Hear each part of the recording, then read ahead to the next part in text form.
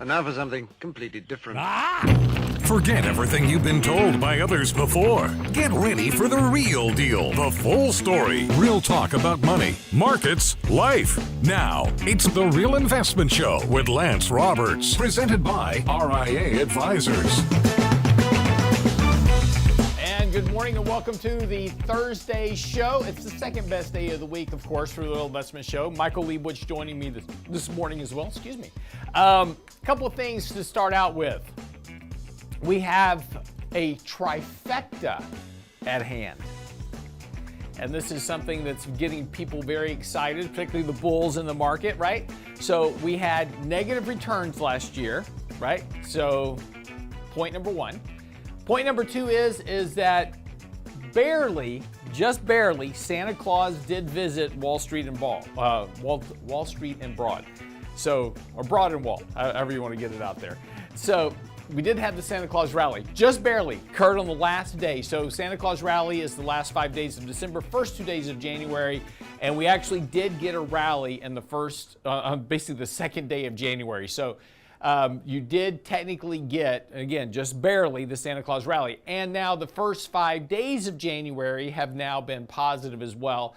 That has always, 100% of the time, portended to positive returns for the entire year for the S&P in the following year. So you have a bullish trifecta set up for the markets for positive returns this year. Now this is very interesting when we talk about the fact that, over the last 10 years or so, ever since the Fed became really active in the markets through QE and all these other type of things, the argument has been don't fight the Fed. Overpaying for valuations was okay because you had lots of liquidity. The Fed was doing, bond buys. You had zero interest rates, et cetera. So you had all these supportive elements for higher prices. And of course, the argument was don't fight the Fed, just buy stocks because they're going up. Very interestingly now, you've got the Fed hiking rates, doing quantitative tightening, trying to tighten financial conditions to the best of their ability.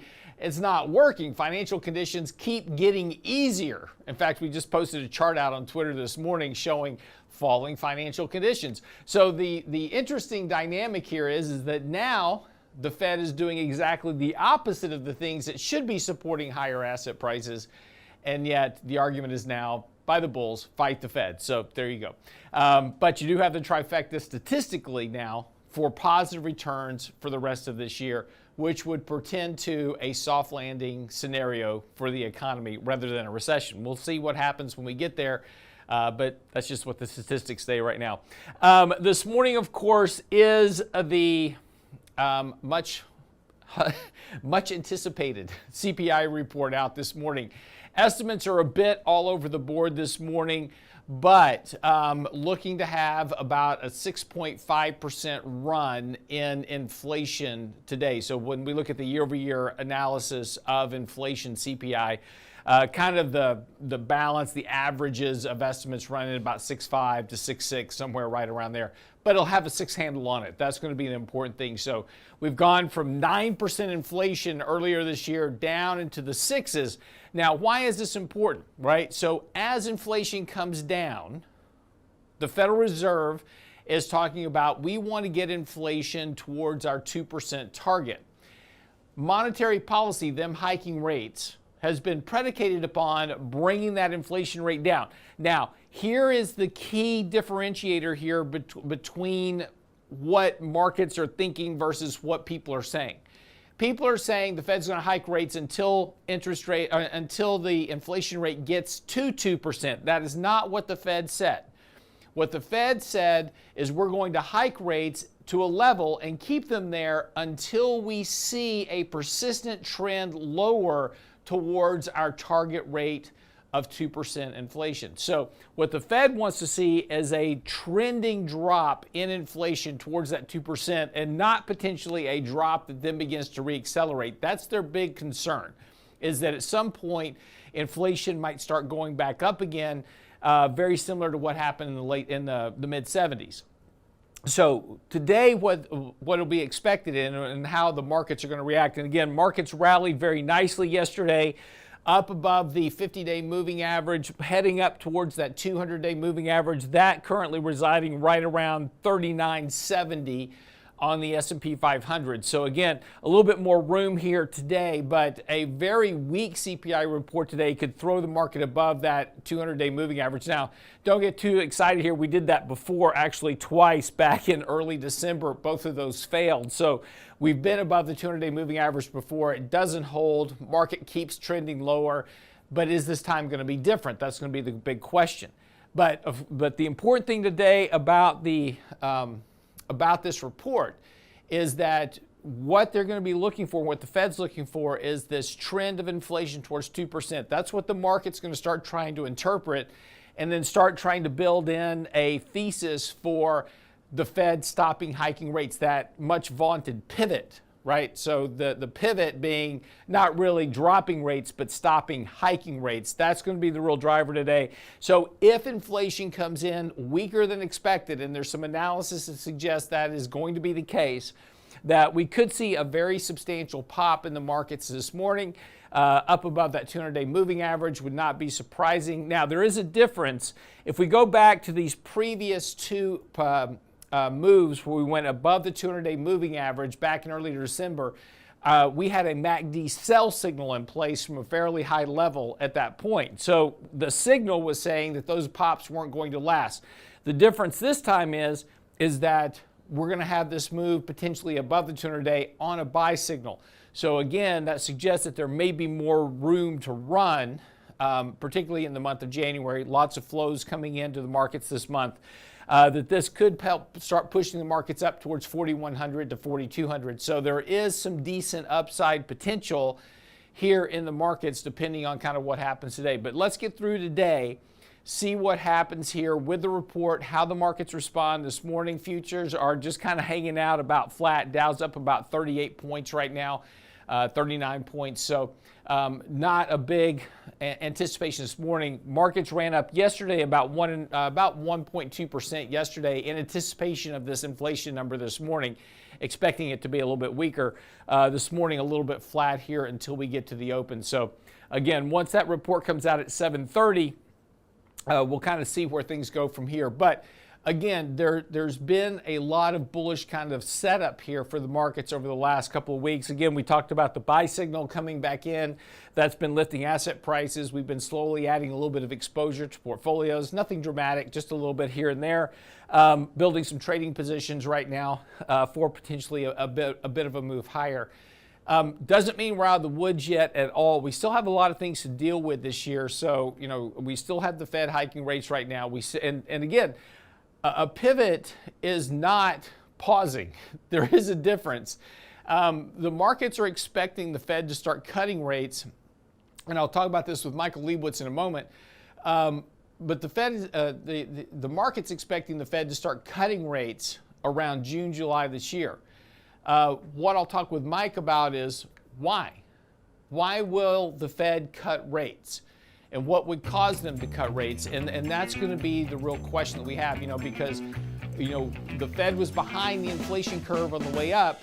And the question is now, are they now behind the curve again with inflation coming down? That's going to be the big question.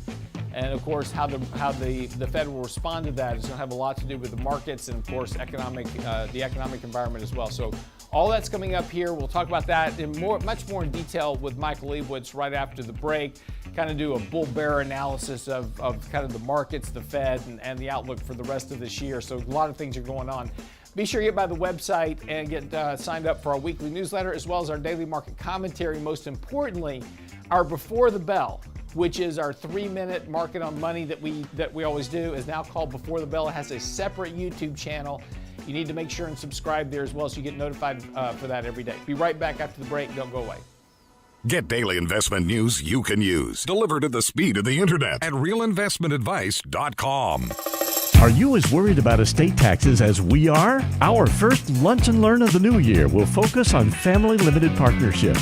This valuable tool in the tax code could provide your estate with the safety and security you crave for your family. Join Richard Rosso, Danny Ratliff, and special guest Chris Masters, CPA with Doran Mayhew, Thursday, January 12th at noon, with the ins and outs of family limited partnerships for your estate and tax planning. Register now at realinvestmentadvice.com. Realinvestmentadvice.com. Hi, Lance Roberts here. If you're like most people, your 401k plan represents the bulk of your retirement assets, and unfortunately for many, managing your 401k plan can be difficult. There's so many choices, so many things to consider. With just a quick email, a couple of questions, you can put RIA advisors to work for you managing your 401k plan. Get started right now at the website, realinvestmentadvice.com, or simply call our toll-free number, 855-RIA-PLAN, or again, simply online at realinvestmentadvice.com. Health and financial security touches everyone within your organization. Offering benefits for all doesn't need to be complicated. Hi, I'm Tom Allen, Senior Benefits Consultant at RIA Advisors. RIA Benefits provides independent expertise to find solutions that speak to the mission of your business, the culture you want to establish, and the budget you are able to work within. Book a free consultation with me at realinvestmentadvice.com/retirement, and we'll find a solution that takes care of your most important asset,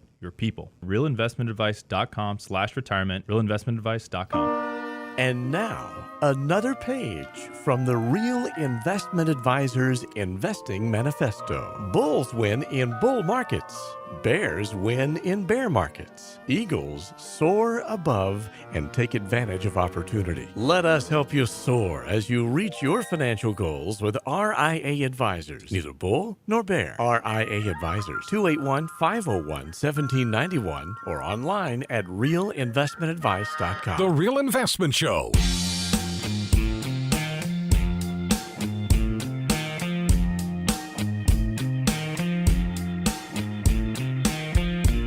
And welcome back to the show this morning. So, a couple of things, just a little bit kind of housekeeping here. Every morning we put out a daily commentary on our website. It's emailed to you directly at 7:30, and it's generally just about a 2-3 minute read. Covers our, kind of our market outlook for the day, kind of, support resistance levels, those type of things. Some interesting tidbits about markets, CPI, whatever. Make sure you subscribe to that on our website. It's a separate email list from our weekly newsletter. So, you can have one, both, or all of them. So it's your choice. But if you want our daily commentary, again, that goes out every morning. It's a separate email list. So if you want that, go by the website, realinvestmentadvice.com. Right there on the front page, it'll say our latest daily commentary, and there's a subscribe link right next to that, along with the newsletter, of course, our latest blog post, videos, etc. While you're also there, as I said just at the close, we're still doing 3 minutes on markets and money. Getting a lot of emails over the last few days. Why aren't you doing 3 minutes on markets and money anymore? That's our 3-minute little short market video we do every morning about kind of the outlook for the markets, etc., what's going on. That is now called Before the Bell. It also has its own YouTube channel. So you can get the feed right off our front page of our website, and there's a subscribe link there also to subscribe to that channel. So again, just make sure you subscribe to, the channels that you want or don't want. We're separating things out so you can say, I don't like this, I want this, and you can just pick and choose. So there you go. Anyway, so a little bit of housekeeping. All right.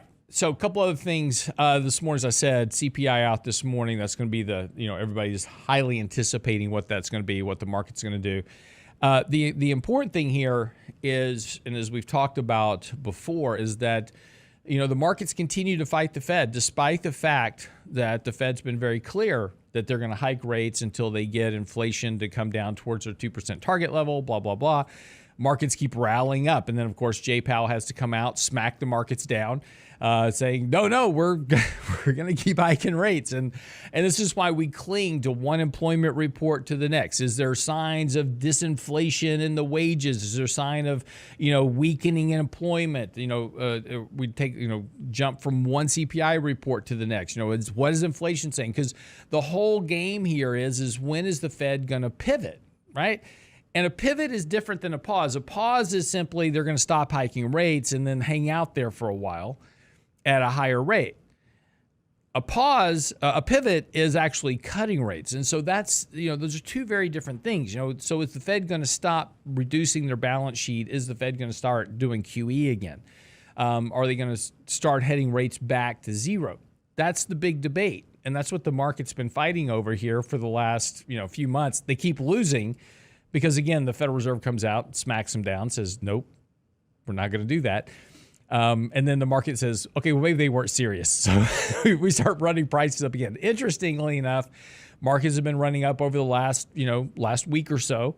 Markets have had a very nice start to the new year. And again, as we said at the opening, you have a perfect trifecta here. You've got negative returns last year, a Santa Claus rally, first 5 days of January positive. Whenever you've had those three things in common, 100% of the time you've had positive year returns for the markets. So there's a reason to be bullish.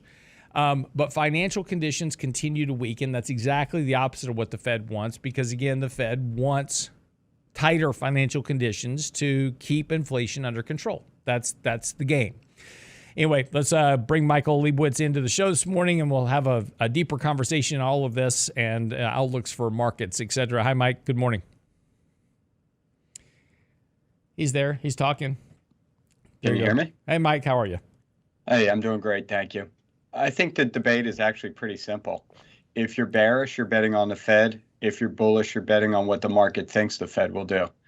And right now, the Fed thinks they're going to raise rates to roughly 5.25. There's some debate within the Fed that kind of what we'll call terminal rate goes from 5% all the way up to over 6%. But the large majority are kind of 5.25-ish.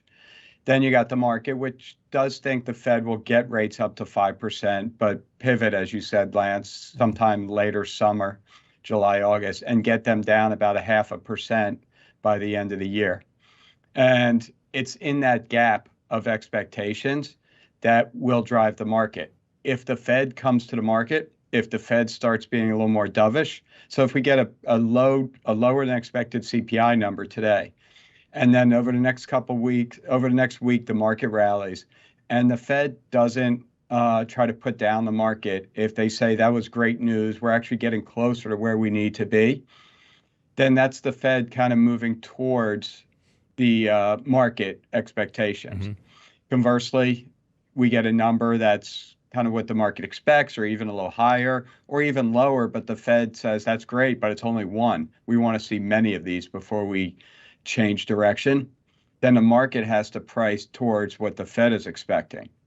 And that's why these kind of, I'm going to call it these silly reports, CPI and employment, which don't do a great job of capturing what's going on with prices. I think they do capture the trend, but we hang on to every 1/10%. And the accuracy within these reports is not close to 1/10%.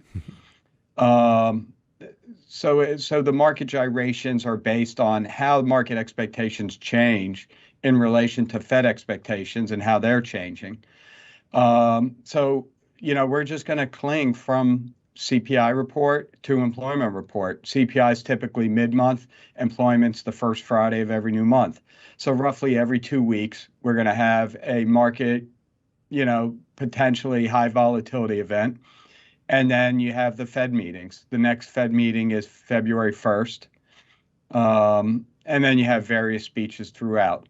So putting together all those kind of implied or expectations can kind of help guide you and understanding what the Fed is saying, and are they making threats or are they being real?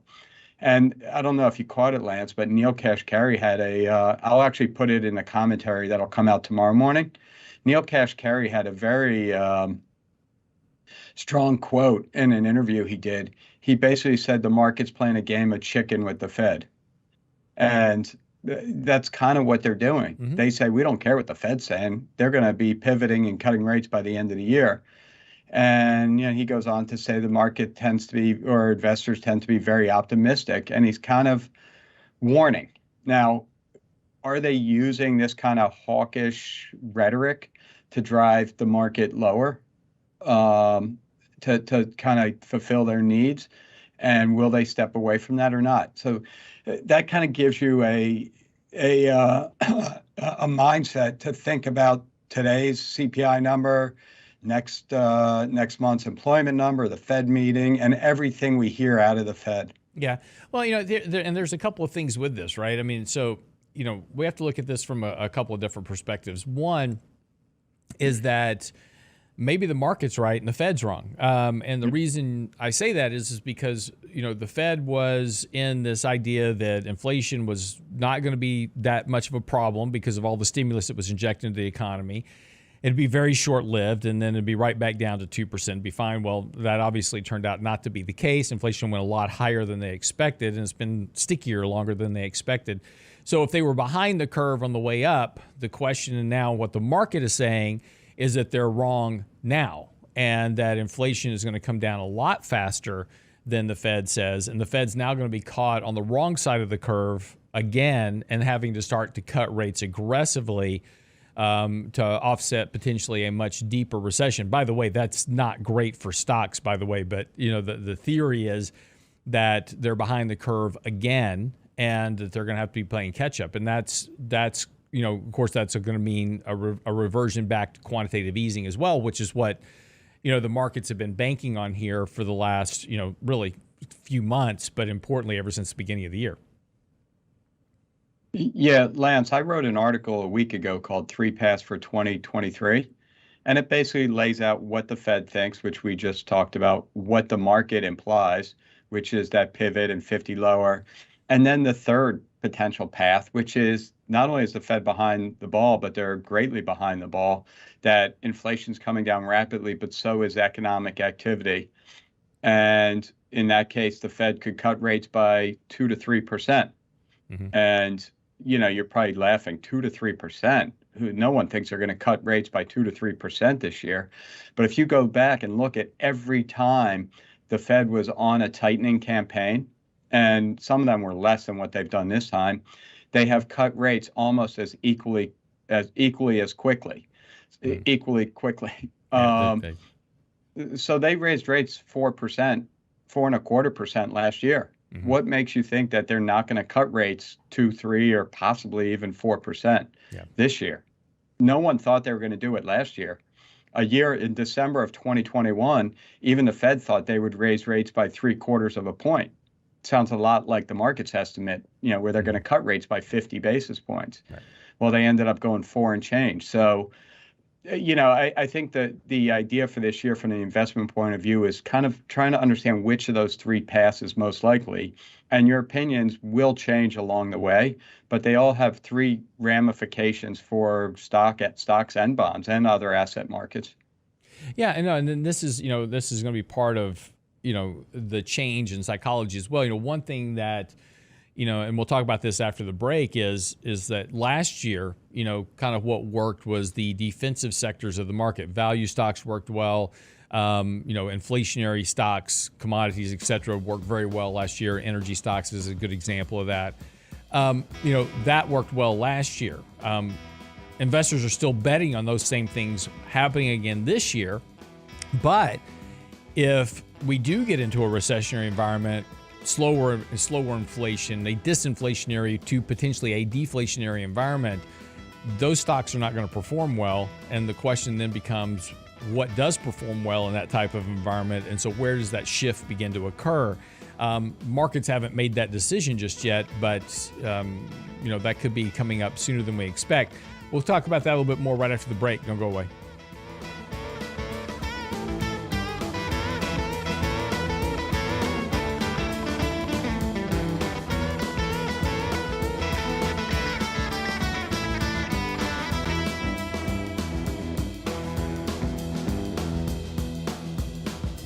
The Real Investment Advice blog. It's required reading for the informed investor. Catch it today at realinvestmentadvice.com. Are you as worried about estate taxes as we are? Our first Lunch and Learn of the new year will focus on family limited partnerships. This valuable tool in the tax code could provide your estate with the safety and security you crave for your family. Join Richard Rosso, Danny Ratliff, and special guest Chris Masters, CPA with Doran Mayhew, Thursday, January 12th at noon, with the ins and outs of family limited partnerships for your estate and tax planning. Register now at realinvestmentadvice.com. realinvestmentadvice.com. Health and financial security touches everyone within your organization. Offering benefits for all doesn't need to be complicated. Hi, I'm Tom Allen, Senior Benefits Consultant at RIA Advisors. RIA Benefits provides independent expertise to find solutions that speak to the mission of your business, the culture you want to establish, and the budget you are able to work within. Book a free consultation with me at realinvestmentadvice.com/retirement, and we'll find a solution that takes care of your most important asset, your people. realinvestmentadvice.com/retirement, realinvestmentadvice.com.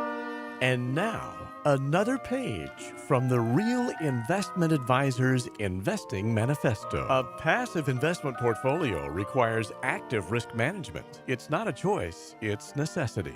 Diversification doesn't protect against risk of loss. Let us actively help you reach your financial goals with RIA Advisors. Neither bull nor bear. RIA Advisors, 281-501-1791 or online at realinvestmentadvice.com. Can't catch the whole show now? Listen to our podcast later at realinvestmentadvice.com. So my kids know that I do radio, but they don't listen to it or anything. This guy sees me in the airport. So now my kids think, it's like, oh my gosh, my dad's really famous. He's famous, right? Yeah, it's awesome. He's famous. The Real Investment Show podcast. So we get in the car and we find a Red Robin. It's packed. We've been there maybe 5 minutes. He comes over to me. He's like, come on, I got you. Puts us in a private room at Red Robin. You know you've made it when you're an A-lister at Red Robin. Exactly. At realinvestmentadvice.com. The Real Investment Show YouTube channel has all our videos ready for your easy access. Now with the new and improved Before the Bell reports, Candid Coffee, and Lunch and Learn replays, plus each day's radio shows like Technically Speaking Tuesday, Financial Fitness Friday, and the latest analysis from Lance Roberts and Michael Lebowitz. Subscribe and bookmark our YouTube channel for the Real Investment Show,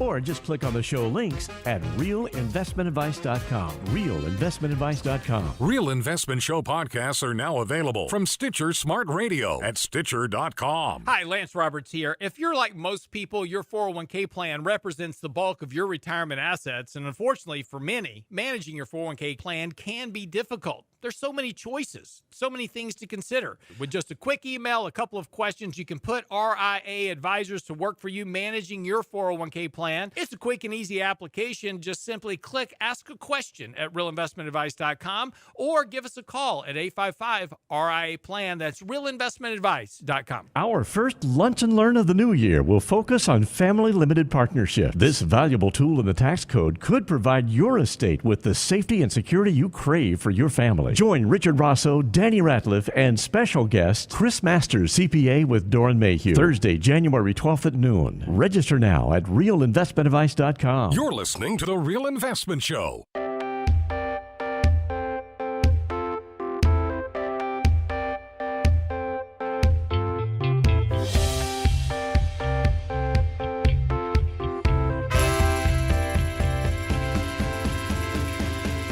And welcome back to the show this morning, 6:33 on this Thursday, second best day of the week edition of the Real Investment Show. Michael Lebowitz joining me this morning. Talk a little bit about the Fed. CPI report out this morning.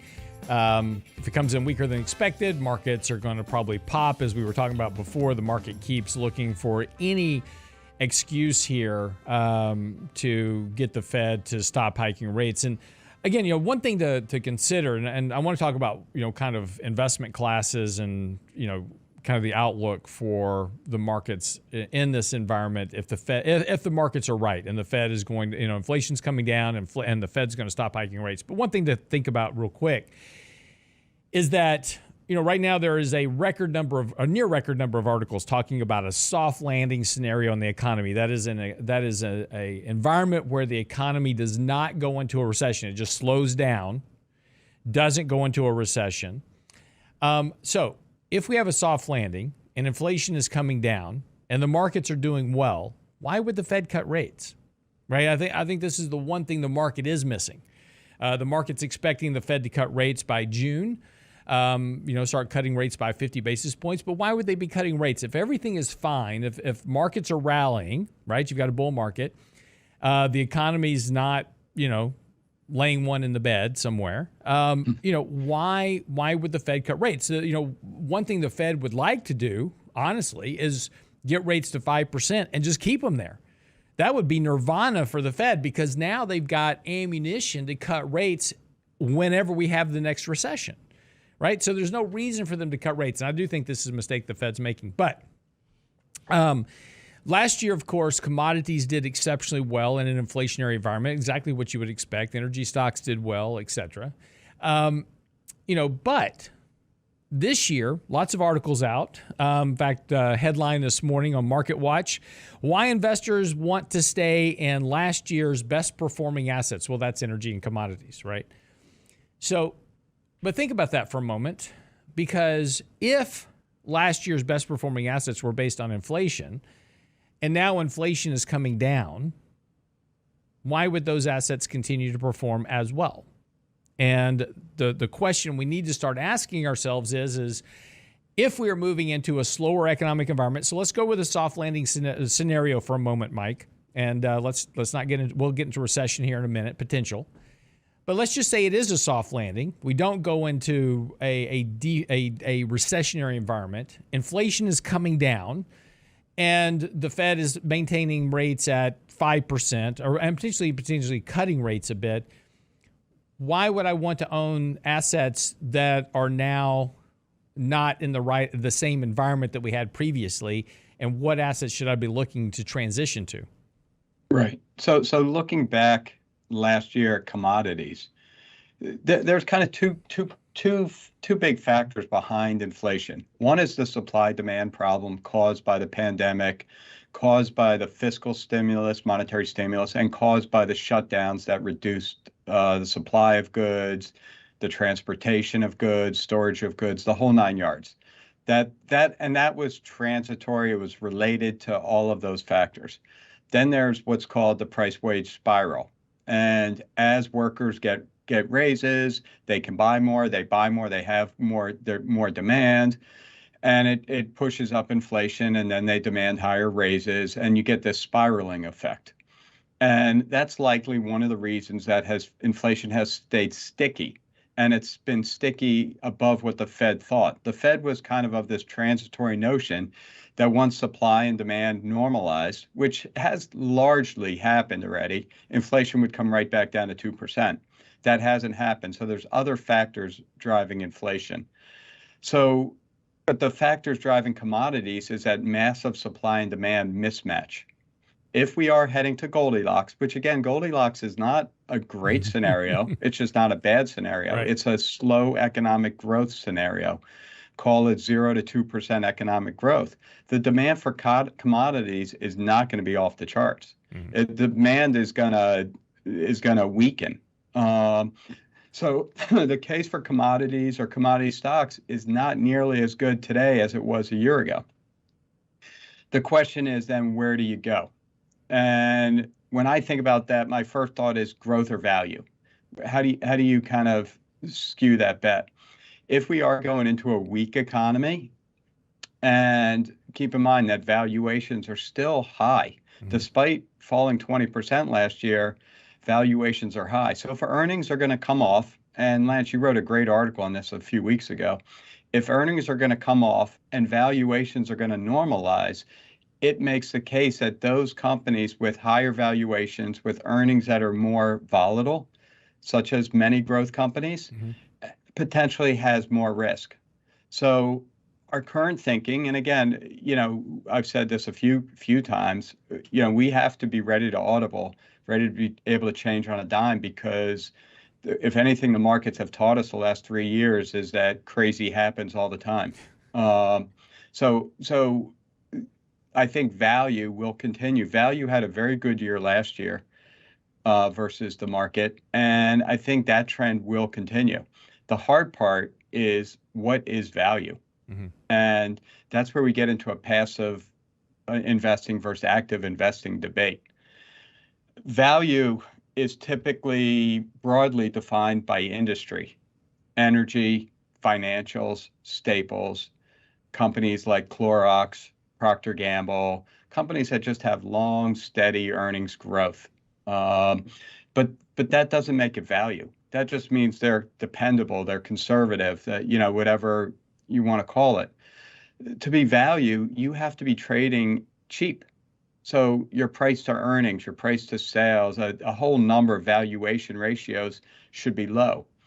So the question is, if passive investors kind of rule the day and everyone in their 401k says, you know what, I think I like what Mike's saying, I'm going to move my money from I have a 10% allocation to the NASDAQ in my 401k. I'm going to move it over to the large cap value fund.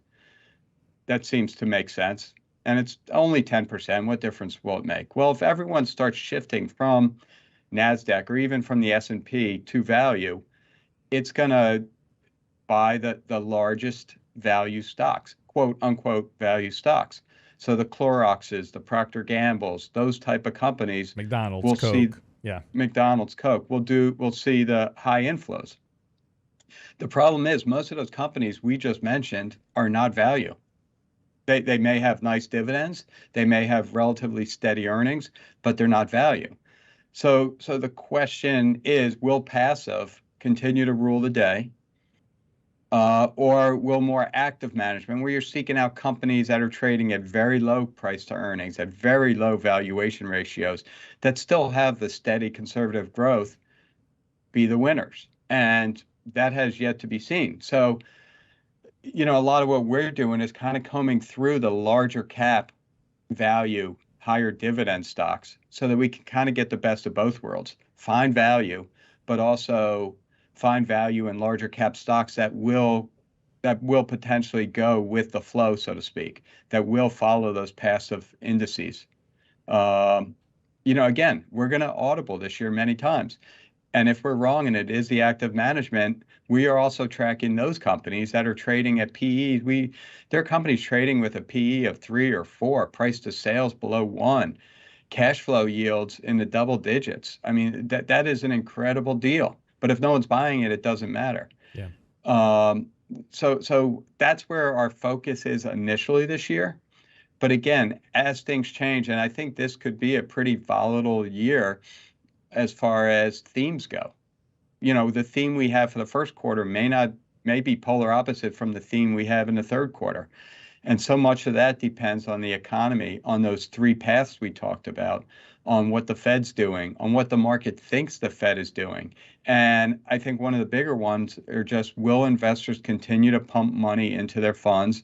Or will they say, you know what, I lost 20% last year, I'm down another X percent this year, maybe I move to cash, maybe I reallocate towards value, maybe I move to bonds, I can make 4% there and do nothing.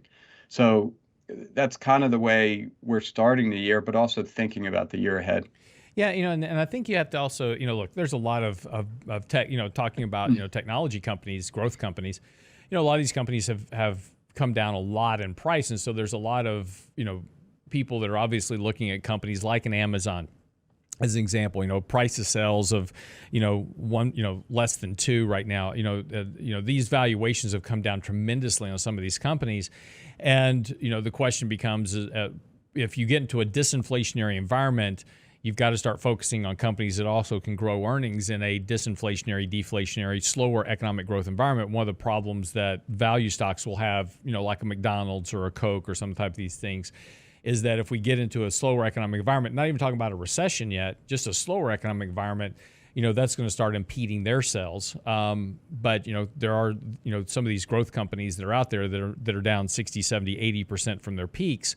We've talked about Meta before. Hate the company, right? But you've got to, but this company generates huge cash flow on top of, a very broad, profit margin. So, at some point, where does it become, part of the portfolio to start looking at some of these companies that have long-term, long-term kind of growth trajectories, but are down significantly in price? We'll talk about that after the break with Michael Lebowitz. Don't go away.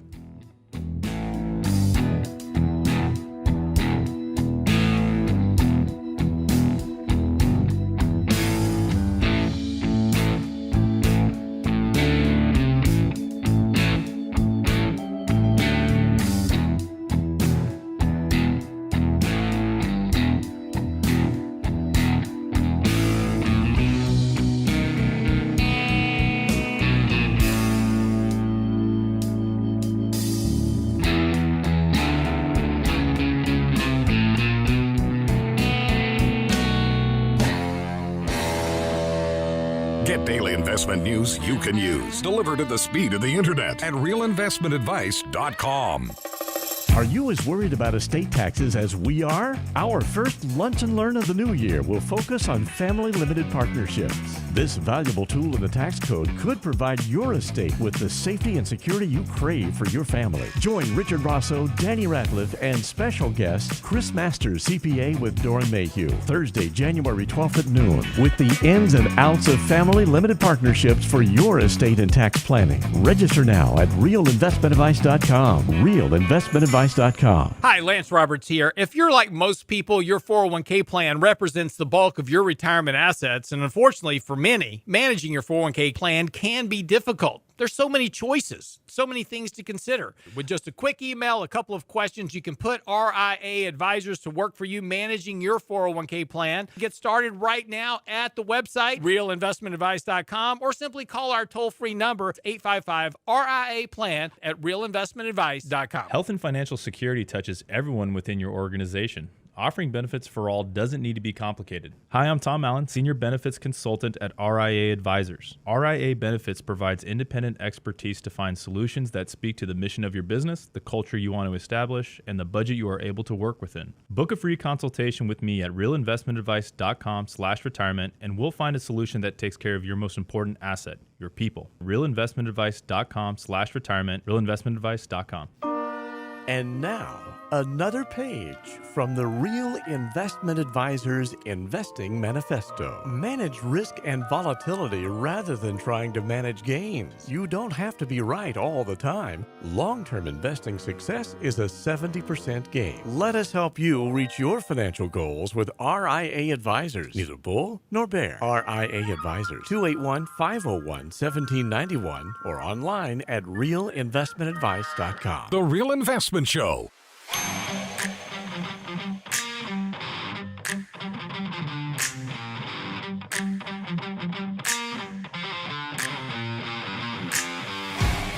And welcome back to the show this morning. Michael Lebowitz joining me, talking a little bit about the markets, etc. So, the one thing we've kind of, talked about here a bit is a slow growth environment. But what about a recessionary environment, right? Where you get into an actual negative growth in the environment. Again, the premise of the conversation here is everybody's still focused on what worked last year. And this is the normal psychological behavior of investors. It's like, oh, energy did great last year. I'm going to get in now. I'm going to buy energy stocks. But you've got to be a little careful with that because the environment now is about to become drastically different than it was last year. And the reason is inflation is coming down. Economic growth is slowing because that's what the Fed wants to have happen, right? That's why the Fed's hiking rates specifically to slow economic growth to bring down inflation. And so the question becomes is where do you invest for that environment? And, this is what we were talking about, before. The problem with value is what is actually value.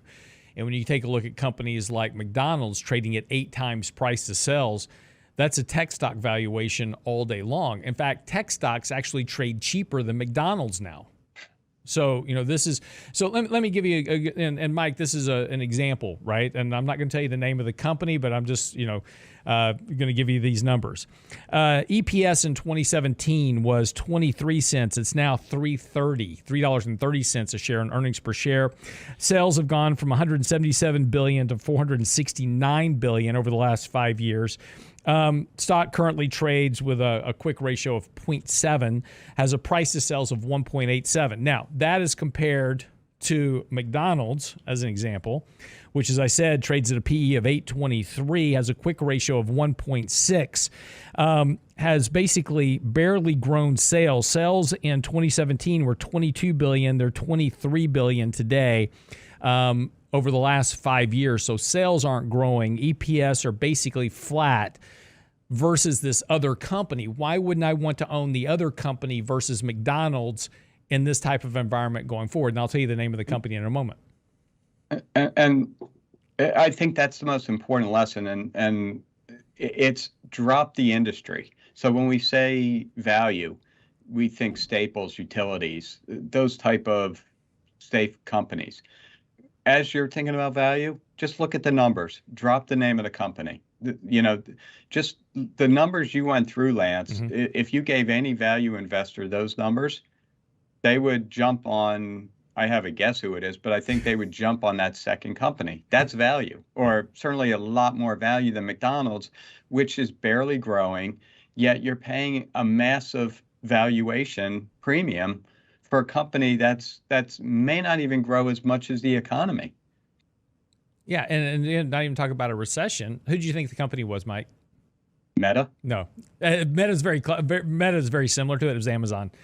Right. But when we take a look at these companies, right? Coca-Cola, it has an exact same setup as McDonald's. Trades at a price to sales of 621, no sales growth, no earnings growth. You've done analysis on Coke before.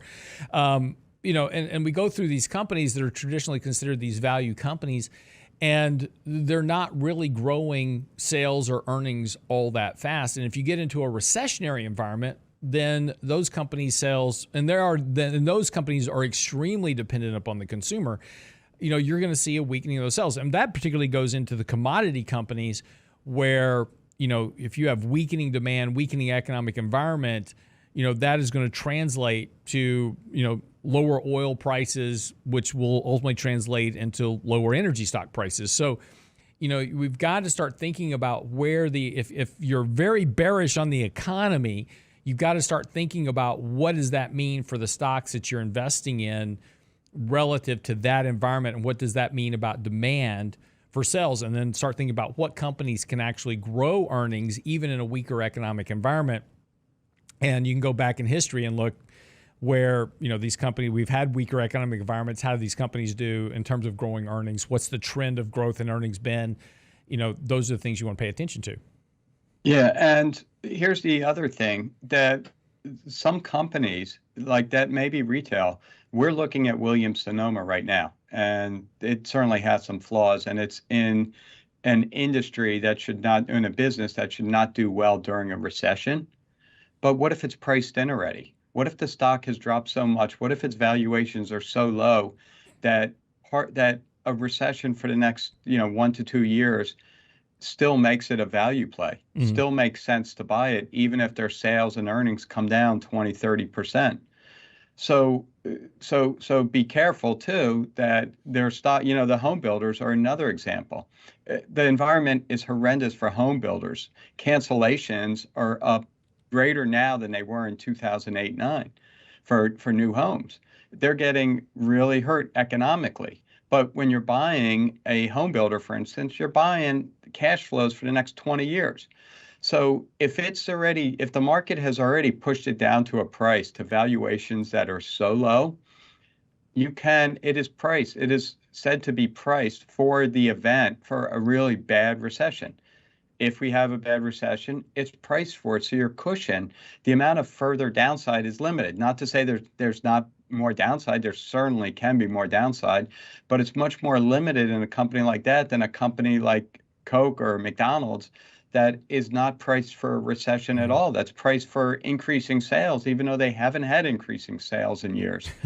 So when you think value, you have to think outside of the box. You have to understand what value is, and even though it's value, there's value traps too. Just because it's value doesn't mean it's a good buy either. When we look at Williams-Sonoma, we notice that their inventory is stacking up really quickly, meaning that they're probably going to have some big sales and they're going to have to lose money on products in the future. So go through companies, and we do this all the time. And actually in SimpleVisor, we do an article every Friday where we scan for different types of companies. We're starting the year off this year with value dividend companies. So we're going to take a few different approaches to kind of cutting through and finding 5 stocks that meet our criteria. Some of them may be on valuation, some of them may be on where its valuation is versus where it typically is. But we're going to present some stocks, and from that list, we're going to go through them and others and try to find those that are trading really cheap, that are priced for a recession or priced for at least very poor economic times, and have upside. And then we still have to consider that whole active passive debate. is the company big enough that if we do have passive flows to value, it'll capture those and, keep up with value stocks. Yeah, and that's one of the big challenges. And again, this is ETFs were a great invention, but there's a dark side to those ETFs, which is these money flows, into these ETFs. And again, we see lots of articles about, how, mutual funds are losing assets and they're all moving in ETFs. Makes complete sense, right? Because I can buy an ETF, get basically the same performance as a closet index mutual funds and pay, a third of the cost or whatever it is. Makes complete sense. The problem, though, is that those flows have gotten so large that, the top 10 stocks of, the major indexes are being supported by those flows. Again, you take a look at Apple, it's in 400, I don't have the exact number, but it's like 350 different ETFs all own Apple. And a lot of those ETFs aren't even technology growth companies, right? Or growth ETFs. I mean, you'll find Apple in value ETFs, you'll find it in growth ETFs, you'll find it in mid-cap ETFs, you find it everywhere. But it's the same thing with a lot of these companies. And so again, to your point, part of the fight you fight is, value may sound great. As I bought this company that's super cheap, right? And fundamentally, this thing is extremely cheap, but it's not in any ETF. And so it gets none of those passive inflows. So basically, it's like you're showing up to the football stadium and you're the only person in the stadium. And that makes it really difficult for that price to go up if it's not being supported by those underlying cash flows. So, that the passive problem is something that's making it much more challenging to be a traditional fundamental stock picker and something you have to evaluate in the process. Right. There's a company that I follow. It's somewhat not illiquid, but it's not in not in probably any ETF.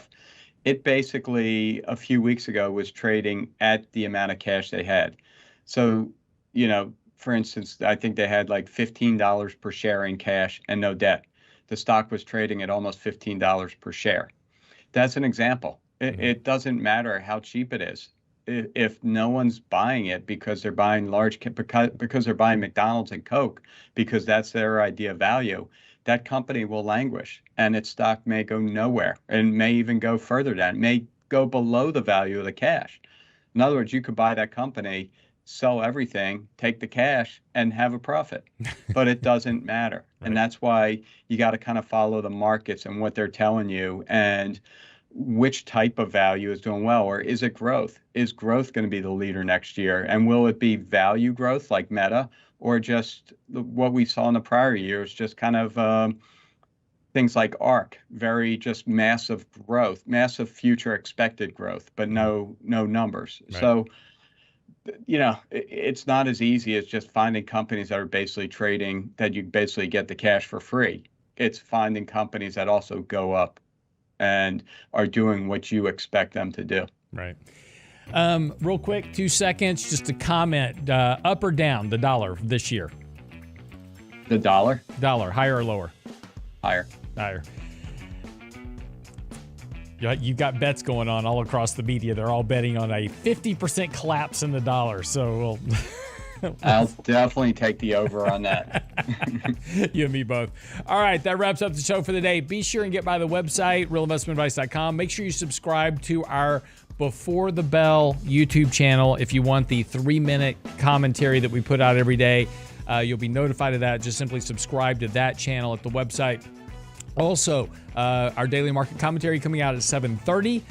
Make sure you subscribe there as well. Again, all different email lists. So go by the website, realinvestmentadvice.com, and just pick the list you want to get subscribed to. Get signed up. We'll keep you up to date. All right. See you back here tomorrow for Financial Fitness Friday with Danny Ratliff, Richard Rosso, and have a great week.